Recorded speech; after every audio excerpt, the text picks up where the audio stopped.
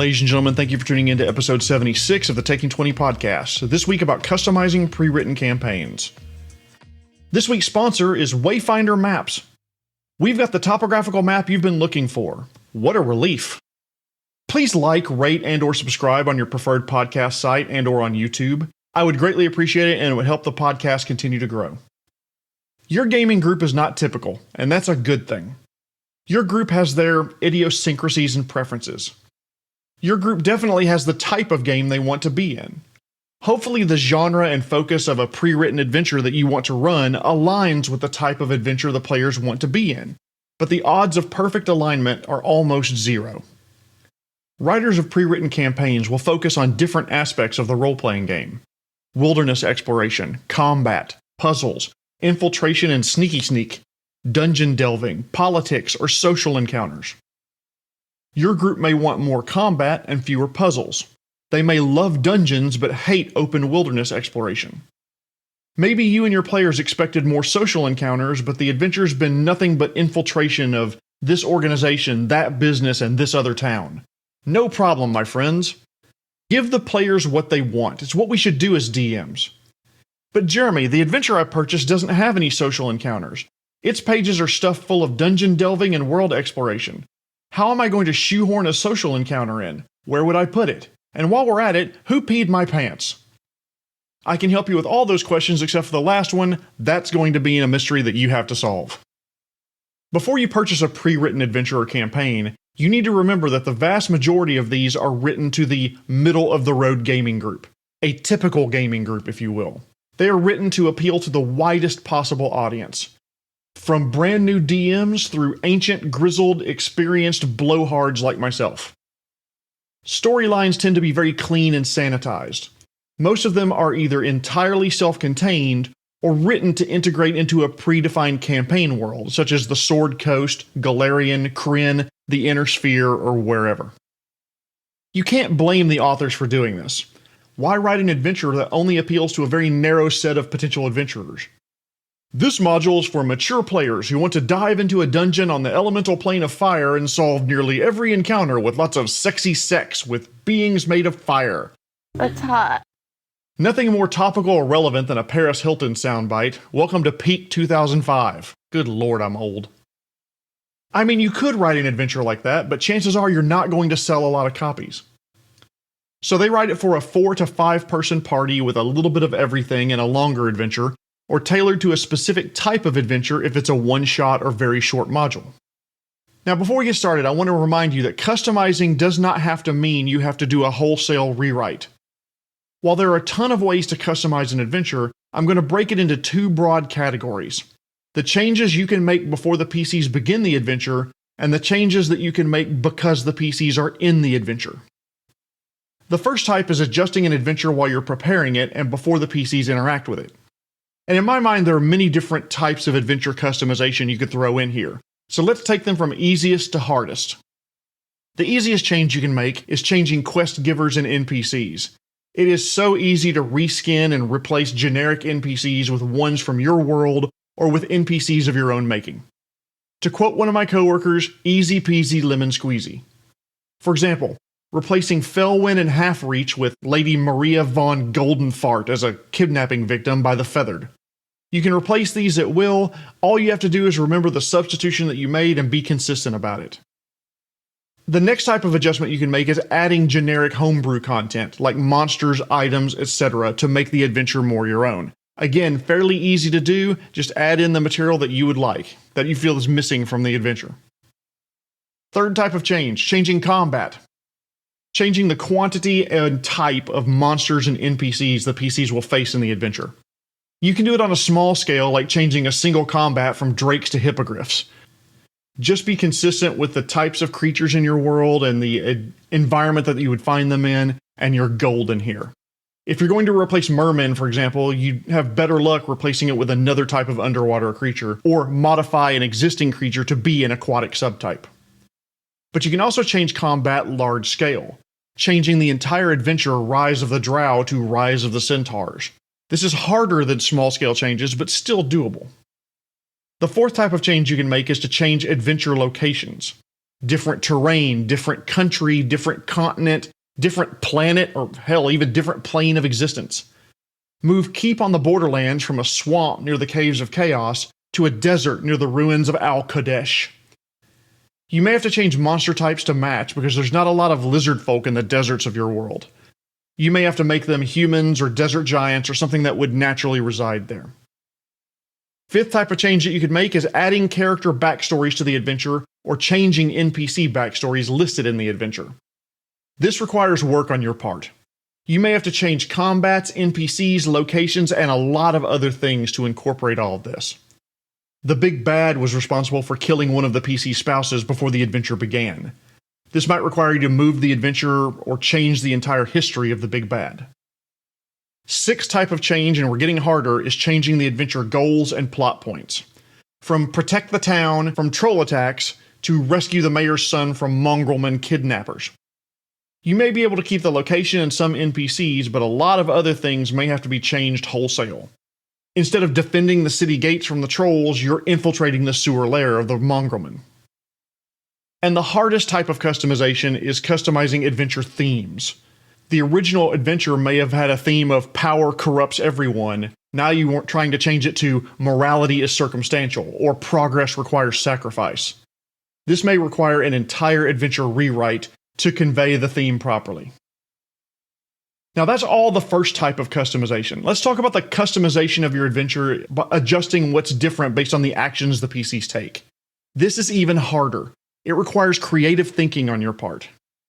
A lot of my players begin to worry when I tell them that while they're doing whatever they're doing, clearing a dungeon, exploring ruins, rescuing the kidnapped Duchess, or whatever, the world continues to move. Or if you want something that sounds smarter, tempus fugit, time flies. The baddies and the NPCs don't idly fret while the PCs adventure.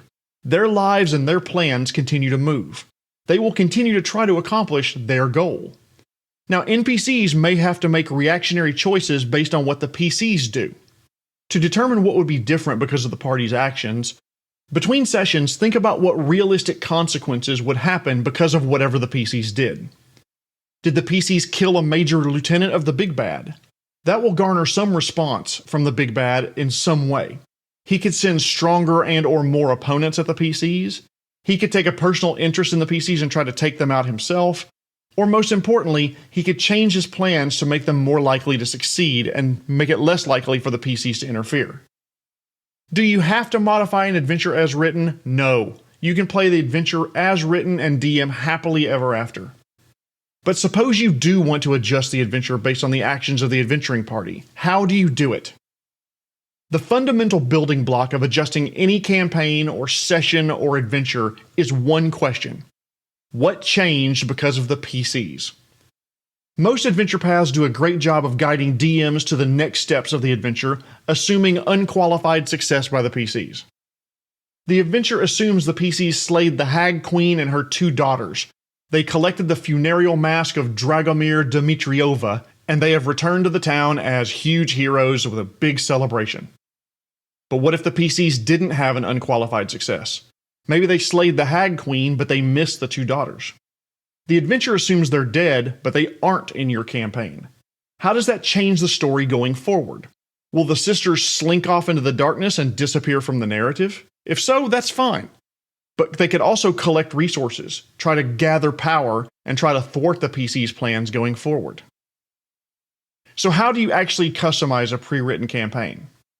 The bad news is I can't tell you how to customize a specific campaign in your specific group.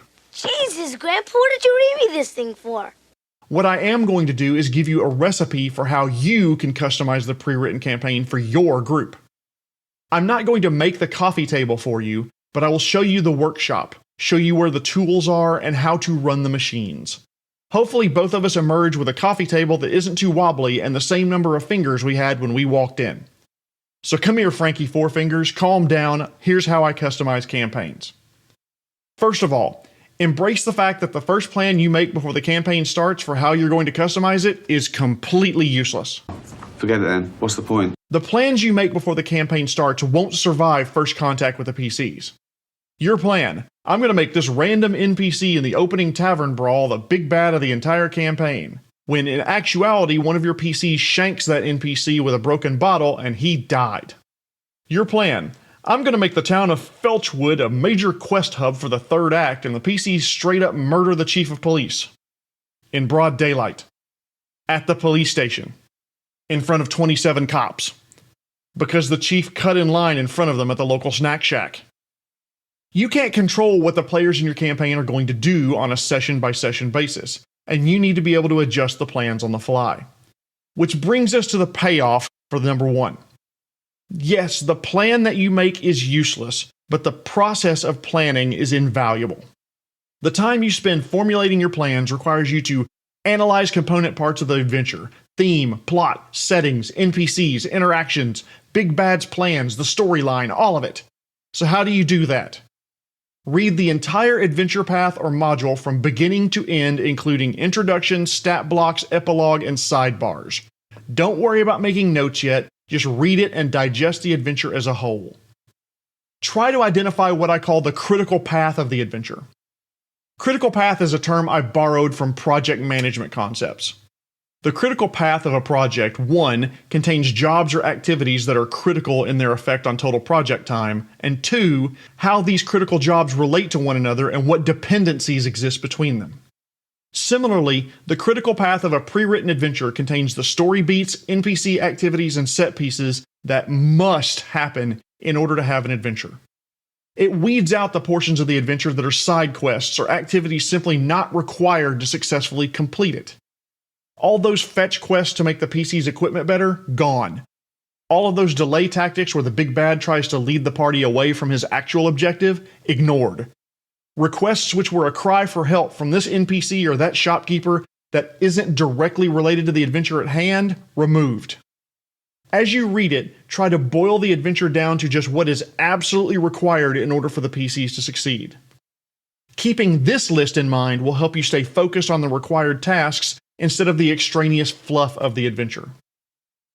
All the parts of the adventure that are on the critical path will have to be executed as written or have an equivalent substitute, whereas all the other pieces can be modified, removed, rearranged, or added elsewhere to customize your adventure. Now that you have the critical path in mind, read the adventure again and start preparing how you would like to run the adventure. This is where you start making notes. How do you anticipate the PCs will navigate the critical path of the story? Start thinking about the scenes of the pre-built adventure that you might want to change, whether that's just a few combats or the entire setting. Make your plans that will get demolished as soon as you get 1 hour into the first session. If time is short or you want to speed up the completion of the adventure, what parts of the adventure would you remove? Are there cool ideas for adventures, settings, combats that you haven't been able to use elsewhere that you would like to use here? Think about the gaps that you need to fill in with details from character backstories. If you're a minimalist prep DM, see episode 72 for more details about that. All of this work will now pay off before each session. By doing all of this analysis, you've built your Lego pieces and you can reassemble them as needed as the story evolves. When your players ignore your hints and decide to go to the gnome town of Grizzlespittle instead of the ruins of Ahogar Polio, you can insert believable NPC interactions and realistic hints to get the players back on track to the next piece of the critical path. You can get the players to finally enter the jungle to find the ruins, or move the ruins from the jungles where they are to being newly discovered under the gnomish town, and then bam, you're back on track. Moving on from the how of customization, let's move to the why you should customize adventures at all. Adventures as written assume a very specific set of actions that will occur by the PCs. Being flexible as a DM and adjusting the adventure makes the world seem more real. Tabletop RPGs are not video games. Areas where the PCs aren't don't just unload from memory and freeze in stasis until the PCs return. If the PCs choose to help out the mayor of Grizzlespittle and his little tax problem, only to discover that when they return to a previous town, the big bad has made off with an important NPC, or attacked the town, and it's largely destroyed. The PCs will realize that their choices have consequences, and they may not be able to get 100% of the achievements around an RPG table. Another reason is that being flexible with the adventure and adjusting it on the fly will keep you from getting painted into a corner as a DM. Let's say the adventure says that Lenore has the key to the Dungeon of Endless Night, and will give it to the PCs when she's rescued from Baron von Schmash. who sounds like a barbarian to me. But instead of rescuing Lenore, the PCs steal a ship and go searching for some underwater treasure hoard. If you don't want to adjust the adventure, you could just say that the NPC was keeping Lenore alive for some reason, or had been torturing her for information. Or maybe the NPC was in love with her and trying to convince her to marry him. Baroness von Schmash. That sounds like a busy young woman at a brothel, and I don't blame Lenore for not wanting that title. But if you want to show consequences of the player's choices, like they've just been dicking around and they haven't been going after the critical path of the adventure, you could have Lenore die. Change the parameters by which the PCs would acquire the key and keep the adventure going. Another reason to customize adventures is you can give the players more of what they want. Make securing Lenore's key a social challenge, or more combat heavy, or stealth in to steal it from someone, whatever your players enjoy. You can have custom adventures available faster than designing everything from scratch. Let's say you find a pre-built adventure that's almost everything that you wanted, it just needs a few tweaks here and there. By learning how to use these customization muscles, you can change that pre-built adventure to make it exactly what you want. Customizing adventures gives you the ability to move the spotlight to players who otherwise wouldn't have it in the adventure as written. An adventure that's written with a lot of melee combat after melee combat after melee combat may leave the player who's controlling a wizard frustrated. By customizing parts of the adventure, you can give the wizard her opportunity to step into the spotlight and be the one who solves a problem, overcomes a hurdle, and saves the day in a crucial moment. Finally, customizing adventures, you can incorporate pre-written adventures into your world. Pre-written adventures have a lot of great content that you can cannibalize and use in your world. Even the great DMs reuse content. They find a great description of a town, or a magic shop, or ruins, or wilderness area, and they will transplant it wholesale within their world, just making changes around the edges to make sure it fits.